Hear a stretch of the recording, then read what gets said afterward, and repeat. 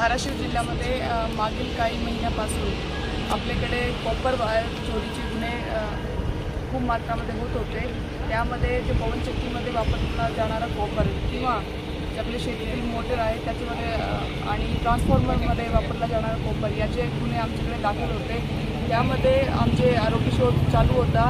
त्यामध्ये आज आपण इथे आमची LCBची टीमने 5 आरोपी त्यासोबत 3 वाहन 3 चारचाकी आणि 500 किलो कॉपर असा जप्त केलेला आहे। या आरोपीकडून आपल्याकडे 8 गुन्हे ज्यामध्ये भूम, आपले वाशी, कळंब, नळदुर्ग आणि देवळी इथले 8 गुन्हे आम्ही निष्पन्न केलेले आहेत आणि बाकी आरोपी सध्या अटक करणे बाकी आहे। या आरोपीवरती आम्ही जास्तीत जास्त स्ट्रिक्ट जे आहे आपली पुढील कारवाई करणार आहात। तर जिल्ह्यामध्ये जे कॉपर वायर चोरीचे आता गुन्हे आहेत किंवा आपल्याकडे खूप मात्रामध्ये पवनचक्कीचे प्रकल्प असल्याने सर्व जे नागरिक आहेत त्यांना असा सूचना आहे की असे कुठलेही आपण प्रकारामध्ये इन्वॉल्व होऊ नये।